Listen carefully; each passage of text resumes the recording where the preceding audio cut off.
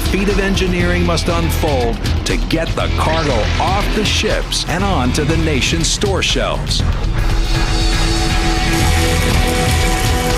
But a new wave of mega-sized container ships now under construction will make that job even tougher. Can longshoremen, the dock workers who already do one of the most dangerous jobs in America, carry the extra load? Look out for the mega container ships, this time on Extreme Engineering.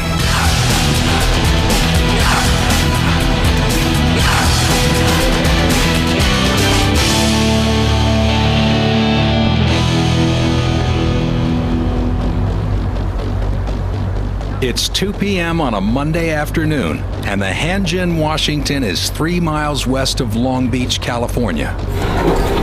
She sailed from South Korea 11 days ago carrying 60,000 tons of high-def TV sets, motorcycles, and fresh fish, packed inside 2,650 steel containers,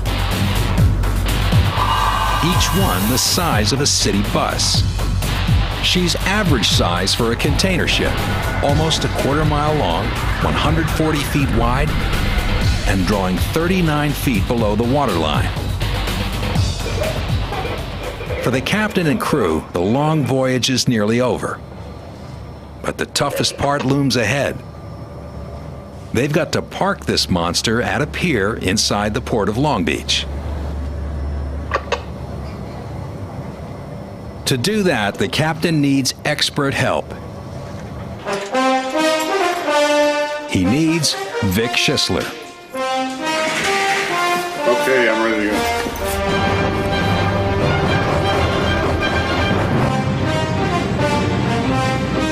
Don't let the business suit fool you. Vic's the guy you want at the wheel when you're trying to bring a 100,000-ton ship to berth. Many consider Vic one of the finest harbor pilots on the West Coast.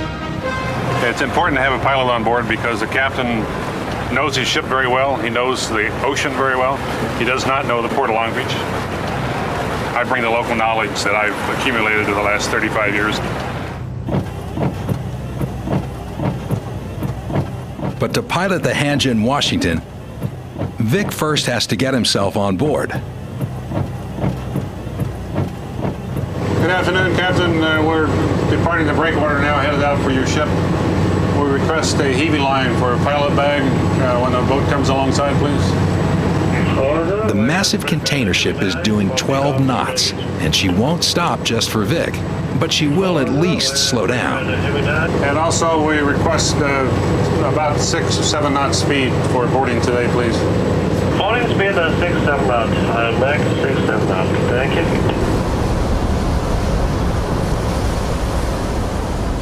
For Vic personally, what's coming up next will be the riskiest part of the voyage.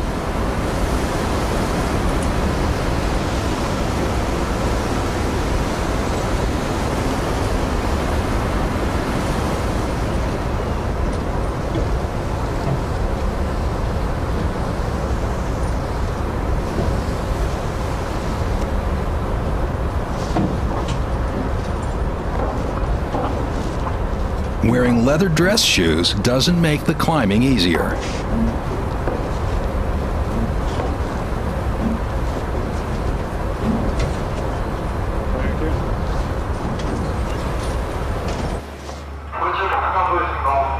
Security, all those concerned, Hanjin, Washington, approaching Queens Cay, Long Beach, inbound for berth 140, port side 2, standing by channel 13, Hanjin, Washington. But Vic can't dock this ship by himself.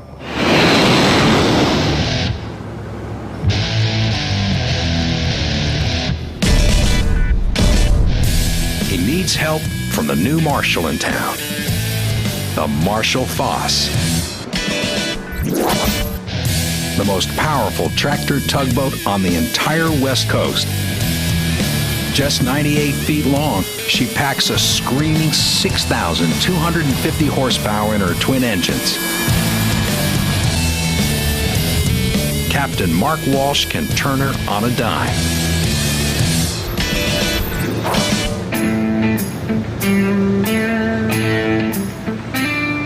Marshal Foss. Hey Vic, how are you? Oh, okay, that sounds good. We'll catch you at the breakwater. Bye-bye.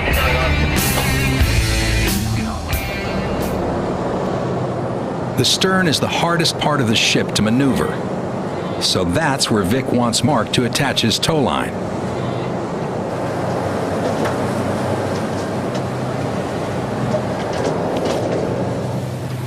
The braking strength on this line is 880,000 pounds. This is what we stop the ship, we pull the ship, we push the ship and all that.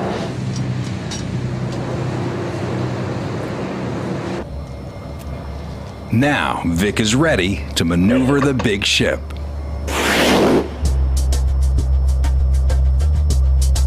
They're entering the basin where they can turn her. Now begins a dangerous dance between ship and tug.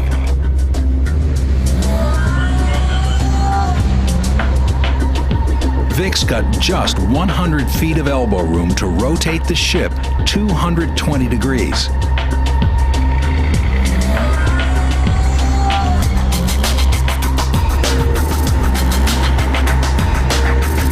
On Vic's command, Mark steers to starboard. Marshal Foss, let's stop the jackknife at direct pull and make it for you. And the Hanjin Washington's massive stern begins to swing around. You're always on your toes. You're trying to work with the pilot, understand what he's going through.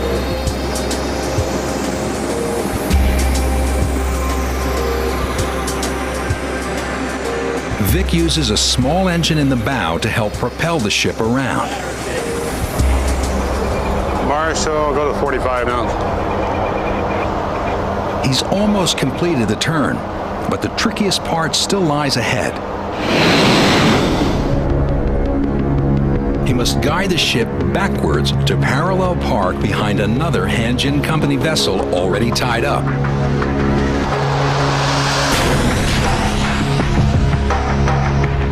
And the stern of that ship is just 100 feet away. The danger involved with this maneuver is when you're looking over the containers out towards the bow, is judging the distance. It's very difficult to do that.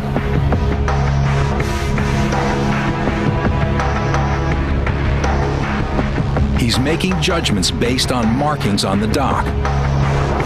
We want to try to get the bridge at the 500-foot mark on the dock. Yeah.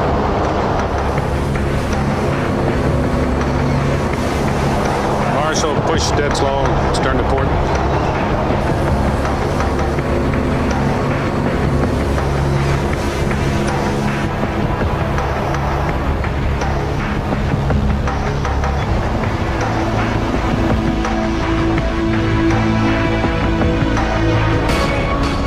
Okay, Captain, good position. Welcome to Long Beach, sir. Okay, have a good day.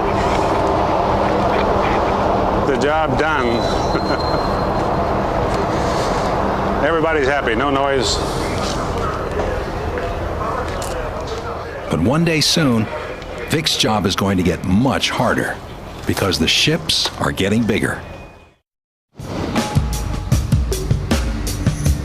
At Denmark's Odense shipyard, one of the new generation of mega container ships is nearly completed. The Adrian Maersk is 141 feet longer and 7 feet deeper than the Hanjin Washington.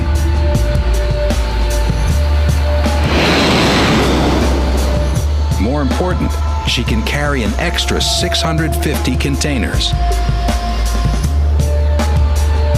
Why the urge to build bigger and bigger ships?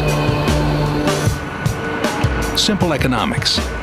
The more containers a ship can carry, the lower the shipping costs per container.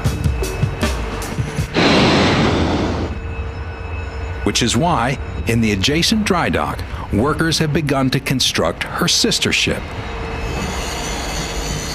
This new vessel, she doesn't have a name yet, will be capable of carrying an astounding 3,300 containers. It's going to take workers 3 more months to finish building her, if they can stay on schedule. The work itself will be extremely difficult, But the process is easy enough to understand.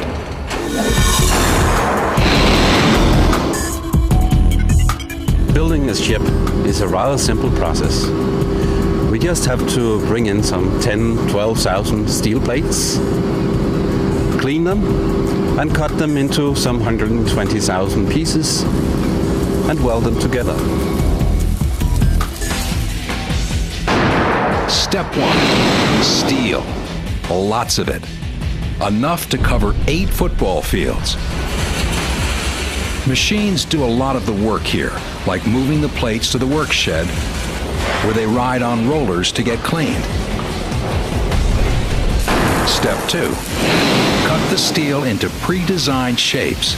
That's done by computerized cutting torches, each one as hot as a lightning bolt. 2 technicians and a remote control do the work of 14 men in a fraction of the time. The torches even work underwater, where the thin steel plates keep cool so the superheat doesn't bend them. Step 3, weld steel into sections. An army of robotic welders does most of the straight line welding.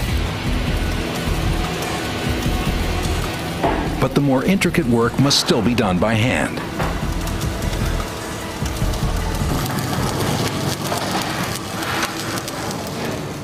These enormous honeycomb-like structures will form the ship's skeleton. Without them, the hull would crumple under the tremendous weight of the containers and the pressure of waves. When all the sections are assembled, this container ship will be the longest in the world. And an enormous challenge to container ports like Long Beach, where the Hanjin Washington has just tied up. Now she's less of a ship and more of a giant warehouse at one end of a huge assembly line. Most of her containers must be offloaded and sent by truck and train to destinations across the country. At the same time, she'll be loaded with new containers destined for other ports. Almost 1/3 of U.S. imports go through the ports of Long Beach and nearby Los Angeles. 11.3 million containers on approximately 8,000 ships every year.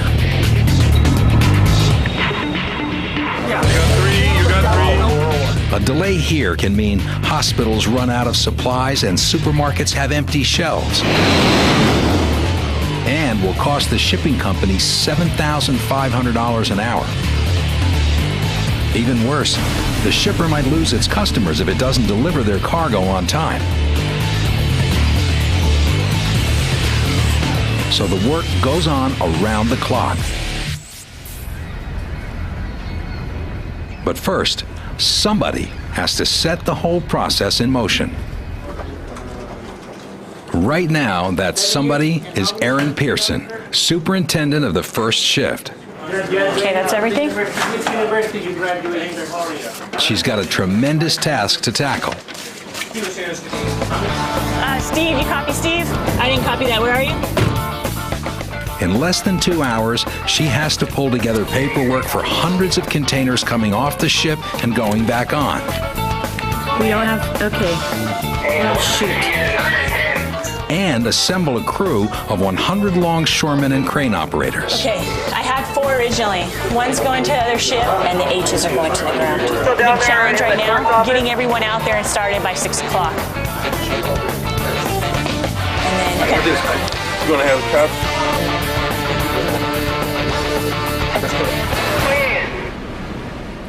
She makes it. It's Monday at 6 p.m. and night has fallen as she heads out to the ship. The 48-hour countdown has begun.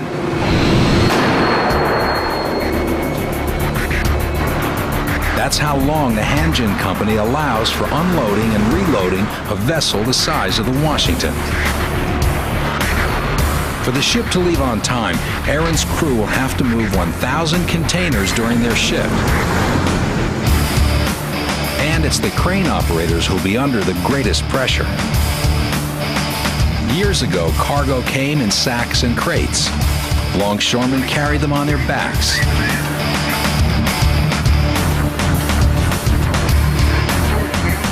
Today, everything's in containers, and the heavy lifting gets done by state-of-the-art gantry cranes that cost $7 million apiece. With their 200-foot-long arms, they can reach across the bows of even the new megaships.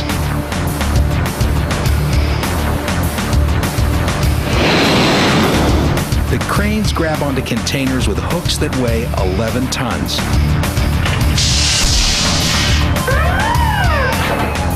Four latches lock into the container's corners before it's swung high into the sky. Those latches are all that's holding it.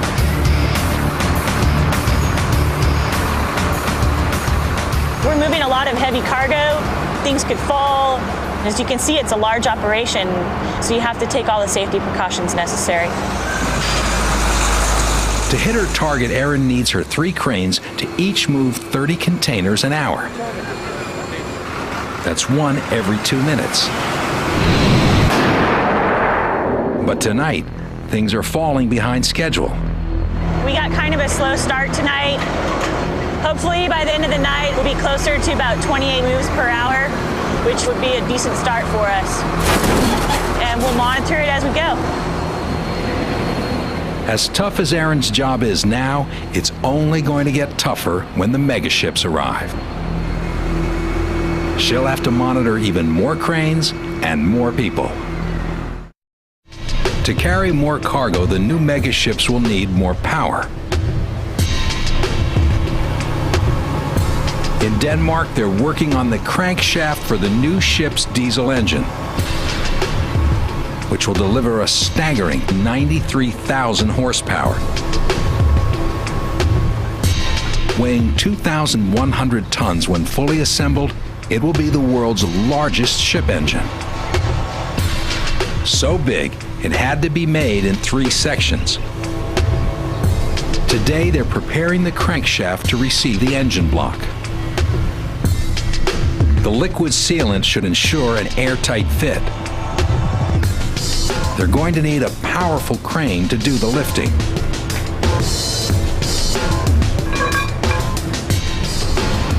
Shipbuilder Stefan Rennebold helps guide the crane operator.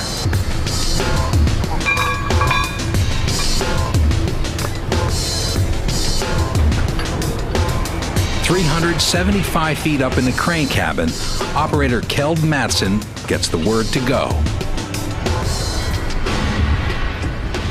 Now, the really hard part begins.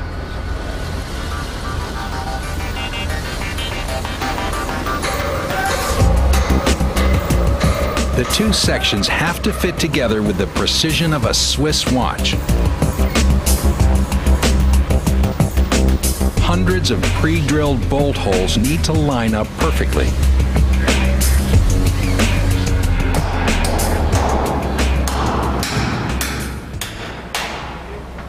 But the first bolt won't go in all the way.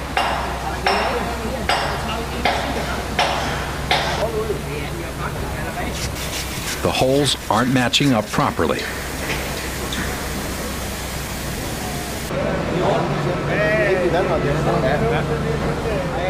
The sections are 15 millimeters out of alignment.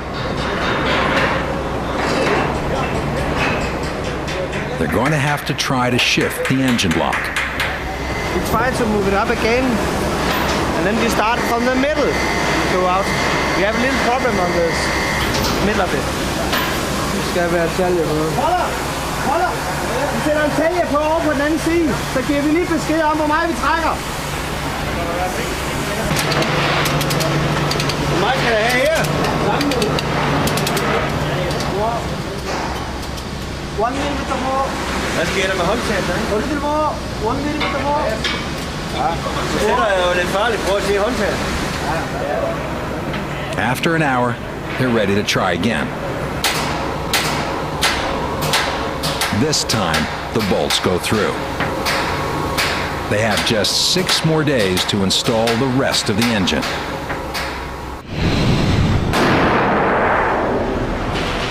Back at the Hanjin, Washington, the longshoremen are racing to meet their deadlines.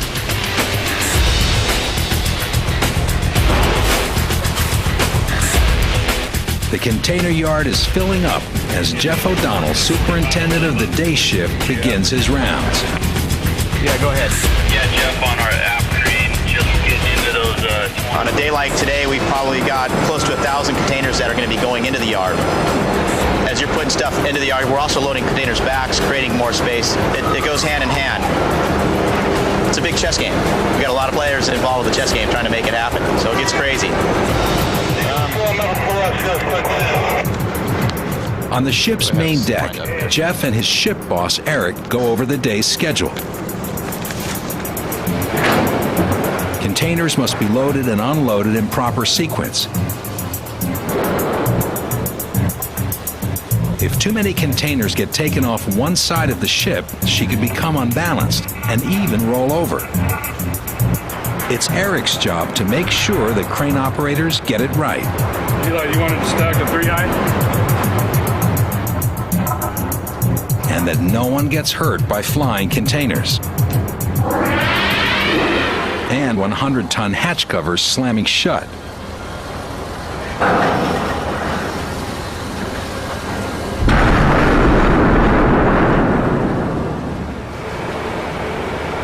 Luckily, he's got one of the best crane operators working the middle crane.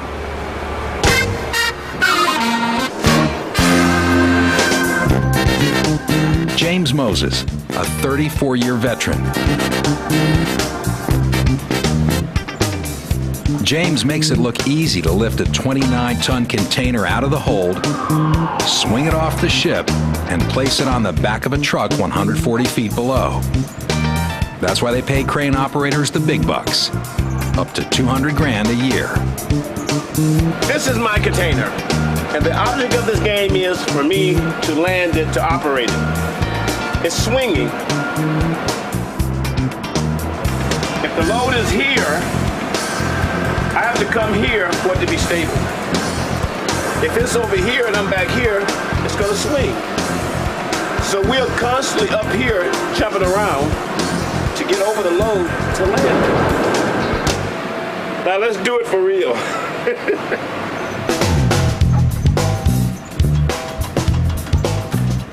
James controls the crane with a pair of high-tech joysticks.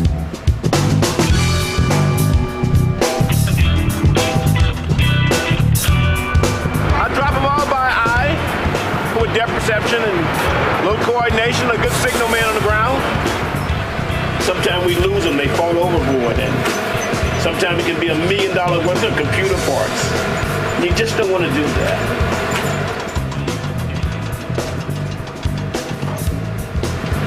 If you get angry, irritated, or frustrated on this equipment, it will whoop you.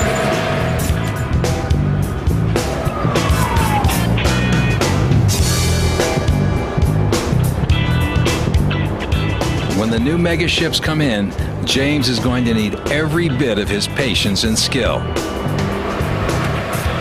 I need an inch. There it is. With containers dropping down at 10 feet a second, being a truck driver is a dangerous occupation. It takes a special kind of person to handle these risks. It takes a grandmother. My name is Lata Skukan, and I'm working almost 7-8 years every day in Hanjin, and I love it. This is like my second family over here. We have sometimes barbecue, and we bring homemade cookies, and everybody love it. Don't let Zlata's mild manner fool you. This is one hardworking lady. She's got to drive to the storage area 50 yards away, park in the first available space, unhook her load, attach an empty chassis, and head back into the line as soon as possible. She'll make the same circuit 30 times in her 8-hour shift.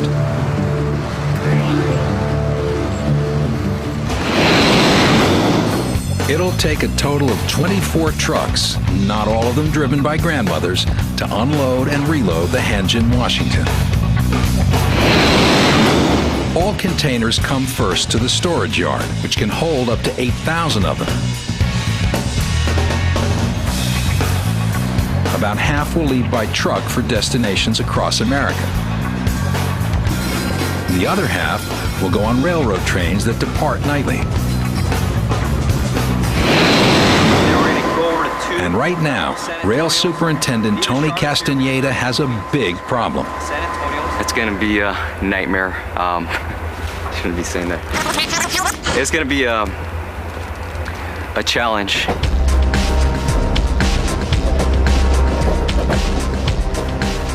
There aren't enough empty railroad cars to handle all the containers that need to go out on today's trains. We're going to be maybe running an hour and a half behind. Our trains might end up on the short side today because we're not going to be able to load everything that we want to load today. The crew has to stand around doing nothing. We're not getting any production done, so we're losing time, we're losing money, we're falling behind. It just is a snowball effect. This cargo has to move. 530 of these containers came off the Hanjin, Washington. If they're not on a train by day's end, it will cause a delay all down the line. Finally, an hour later, there's some good news on the phone. Well, it looks like he's got his signal. He's getting ready to pull forward because there we go. Now the pressure is on the yard crew. They've got just 6 hours, not the regular 8, to load the containers onto the trains.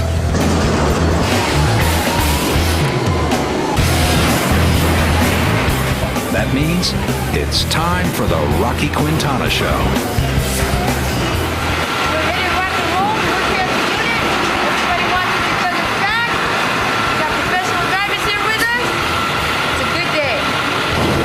A longshoreman since 1998, Rocky needs all her bravado to handle one of the most dangerous jobs on the waterfront.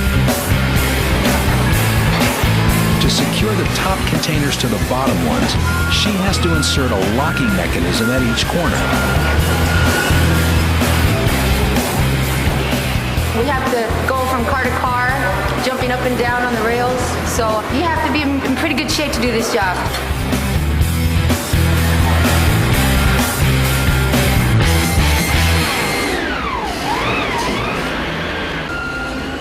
With containers dropping all around her, Rocky is in effect playing in traffic. You have to stay focused because one false move or if you're preoccupied, that could mean today you're not going to go home. By lunchtime, Rocky and the gang have loaded only half the day's quota. Rail Superintendent Tony Castaneda is worried. And after lunch, we will finish loading the rest of this train and load the second train for the Burlington and Santa Fe. So we're really up against the gun still. Back on board the Hanjin, Washington, Superintendent Jeff has his own worries. His crew's been working as fast as safely possible, but with less than 25 hours to go, he's behind schedule. It's right about 5 o'clock right now. It's going to be real rough fish, I'm thinking right now. It's going to be tight. If he can't figure out a way to get more containers off and on board quicker, his ship may not sail on time.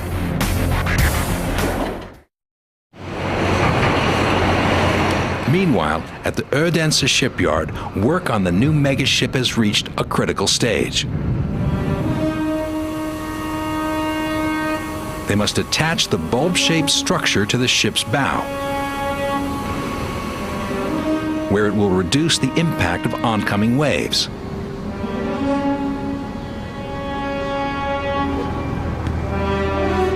Who's the crew that's going to handle all this heavy lifting? One man, Stefan Renevode, with a little more help from the big crane. Right now we're gonna lift the section up and turn it 45 degrees and then put it on the ship.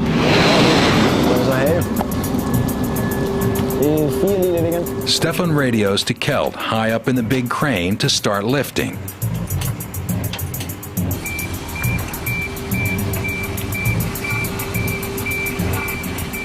All's going according to plan.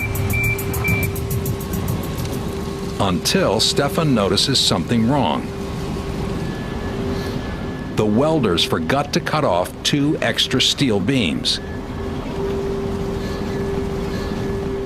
So Stefan has to light up.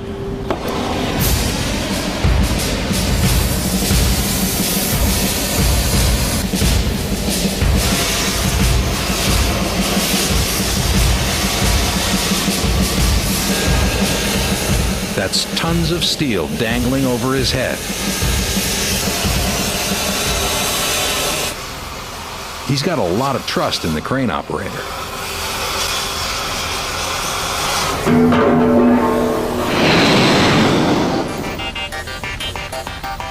Now they can swing the wave breaker into place.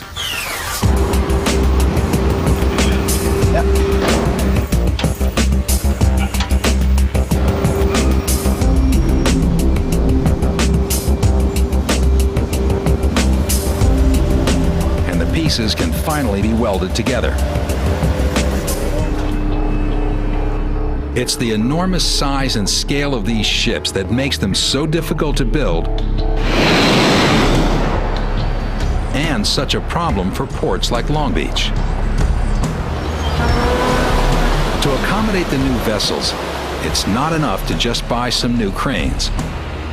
The whole harbor is going to need a major makeover to the tune of $2 billion. The Port Authority is extending Pier T by 3 football fields so that it can provide room for a total of 4 megaships. And that means a whole lot of work for the dredging crew. We just dig. And that's what we do, and we like it.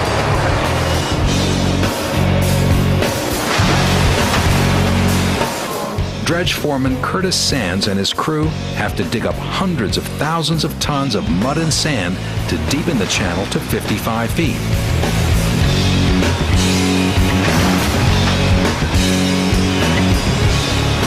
Otherwise, the megaships would scrape bottom. When work's done, Pier T will be the first at Long Beach designed for the megaships.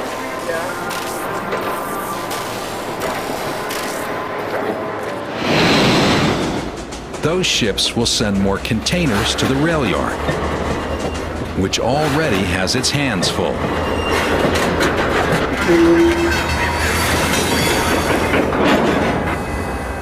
A derailment brings work to a standstill. They changed this wheel, and I don't think they set it down on the track, and so when they pulled on it, it pulled right off the track. They drug it about, I don't know, 1,000 yards. Luckily, the engineer was watching his mirror and he saw smoke coming out and he stopped the train. At this point in time, changed the set of wheels and didn't set the wheels back down onto the track. So we've got a derailment. They'll have to lift the derailed car off the track so that the train can get moving again. The delay will cause Tony's crew to fall short of the day's quota of 530 moves. I thought we had salvaged the day. We're only maybe 70 moves short of a regular day. Today's been an excellent day. As a matter of fact, I'm going to take tomorrow off. Luckily, a shortfall this size won't slow down work on the Hanjin Washington, where Jeff and his crew are nearing the end of their 8-hour shift. They've managed to offload and reload their quota of containers. If the night crew can just keep up the pace, the Hanjin Washington may sail away tomorrow on time. But that's a big if. Back in Denmark, they're halfway through building the new ship, with months of hard labor ahead. But 50 yards away, her sister ship, Adrian Maersk, is almost completed. But the key mission of a container ship is to carry cargo. And this morning, shipbuilders Bo Christensen and Lars Conradsen have to conduct a crucial test of the ship's cargo holds.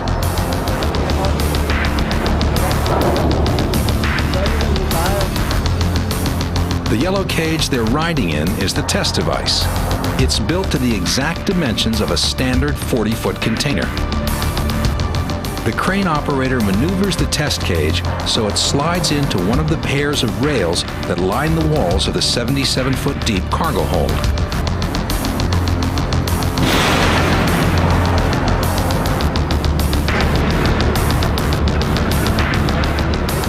The containers can be stacked 9 deep.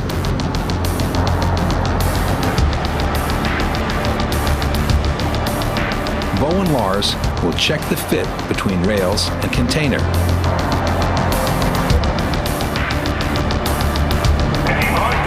No more than 4 millimeters clearance on either side, or they'll have to cut off the rails and reposition them, which could delay the completion date.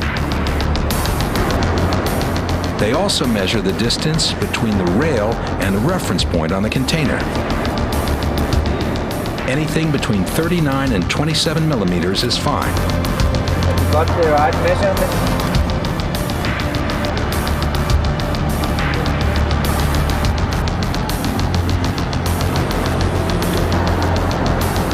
If the other cargo holds check out and the rest of the work gets done, the Adrian Maersk can begin her sea trials in just 5 days.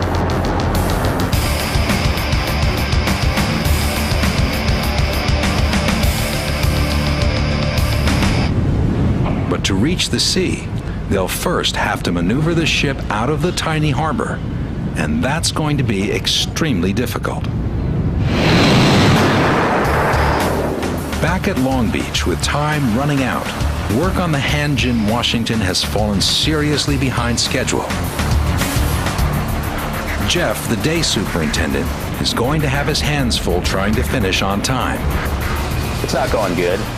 Last night they had a bad night on it, and today we have a lot of discharge coming off the ship going to wheels, which always is a slower operation, especially when you throw the traffic out in the yard. And we'll be discharging up till probably 1700 today, 5 o'clock. So, and that's on a finish up. That's a little scary because we call them must makes. We have to get the cargo off the ship and get all the cargo on the ship. So it'll go down to the wire.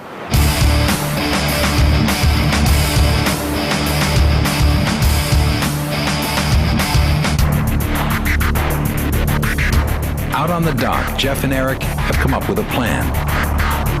They've asked for more longshoremen and another crane.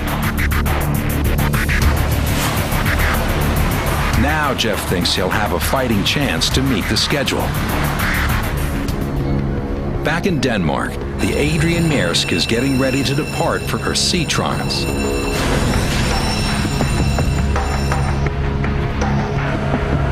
"20-year veteran Peter Koch will captain the ship when it reaches the open sea. But it's up to the pilot, Steen Finsen, to guide it out of the harbor.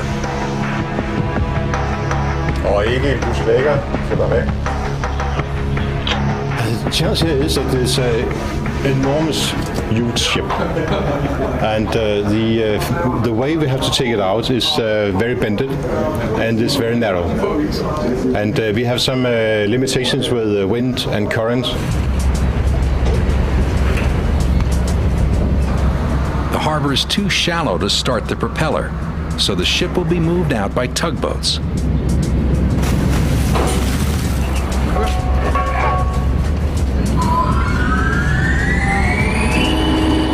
They'll tow her backwards because there isn't enough deep water to turn her around. Stødbåden er Adrian, så begynder vi at sejle.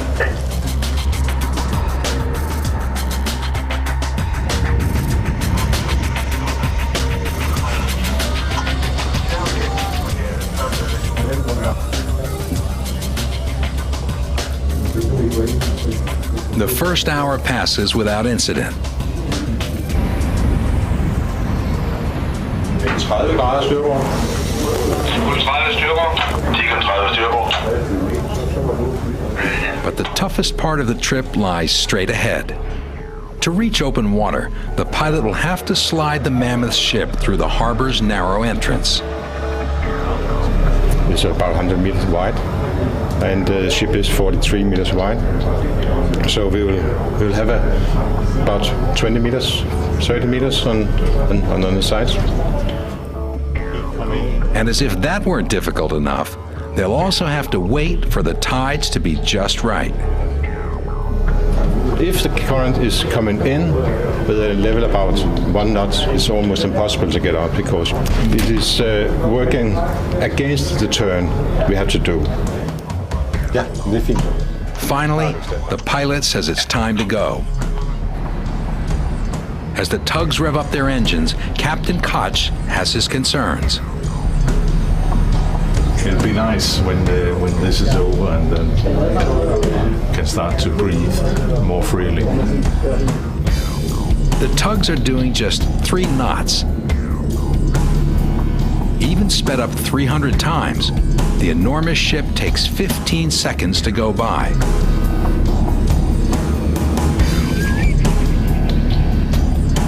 "18 agonizing minutes later, they're only halfway through the gap.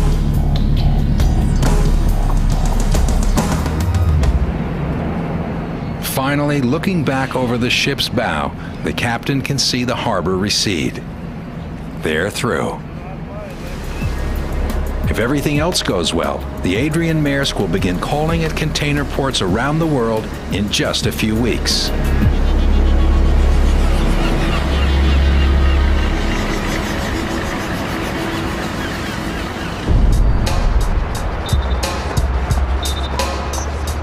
Back at Long Beach, it looks like Jeff's luck has finally turned around.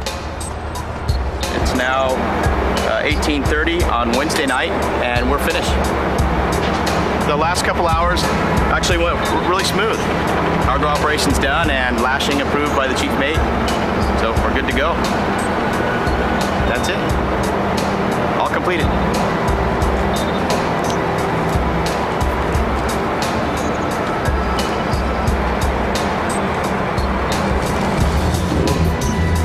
$2,760 containers moved off, and 1,363 containers put back on in just 48.5 hours.